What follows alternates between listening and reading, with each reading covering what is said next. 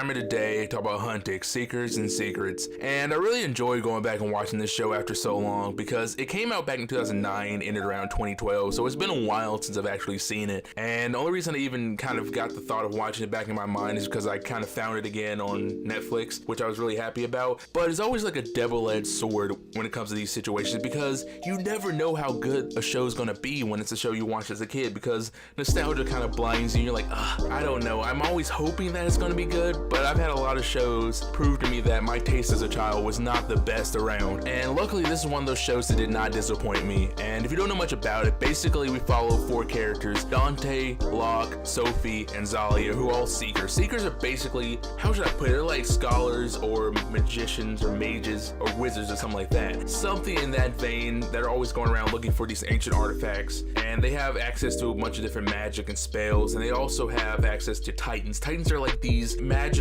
spiritual creatures that are all usually locked within an amulet or a ring or some type of object. And basically, and use these creatures to basically do whatever they really need when it comes to fighting or solving puzzles or things like that. And actually, I almost forgot about one main character, Chariot. Chariot is a titan, but unlike all other titans, he can talk. He doesn't have to be trapped in an amulet or any type of magical object. He can freely go around the world as he pleases. And he's not really even bonded to any seeker, but he is friends with our main characters. So he always helps them and assists them with their projects and assignments and things like that. And our main characters, including Chariot, all work for the Huntik organization, which is basically, I just say, organization comprised of like scholars and things like that. And they go around finding all these magical objects all around the world and finding new amulets, new titans, and they're just trying to procure them and make sure they stay safe and secure. And this is an interesting aspect of it because I always enjoy shows where we get to see a bunch of different locales and we get to see our characters travel all around the world to different locations. And it kind of has this Indiana Jones vibe where they're always going into different tombs and ancient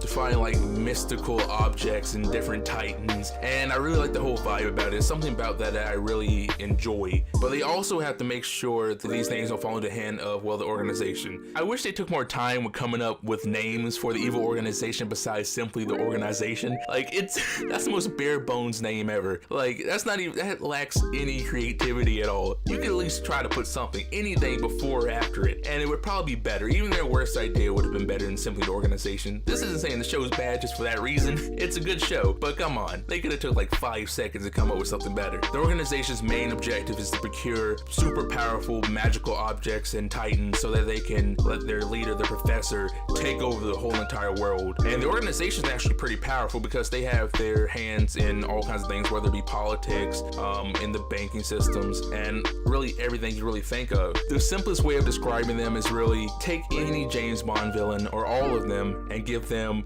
magical powers and the ability to summon these spiritual creatures, and you have the organization. But another big driving force, besides just finding all these other mythical tomes and things like that, is finding the ancient amulet of will. The ancient amulet of will basically holds a super powerful titan that will allow anybody who controls it to take over the world if they so desired. And this also leads into some other desires of our main characters, which is, for one of our characters, Locke, it's to find his father who was searching for the amulet of will but suddenly disappeared and only left a journal behind kind of detailing what he had found so far. So that's one thing that they use to find the amulet of will, and also to help Locke attempt to find his father. And for another one of our characters, Sophie, it's to kind of learn more about her heritage because her last name is Will, which means she's part of the bloodline that kind of first interacted with titans and kind of fought titans and summoned titans and did all these things in the beginning of, well, a titan war, because there was a war in this world. I haven't talked about that yet. There was a war, a massive battle involving titans and humans and everybody, and there was different sides and major conflicts happening. Our other 2 main characters also have their own goals, but that would kind of enter spoiler territory if I kind of gave away what their goals were, especially for one of them in particular. But that's kind of like the main driving force. And of course, organization wants it so they can take over the world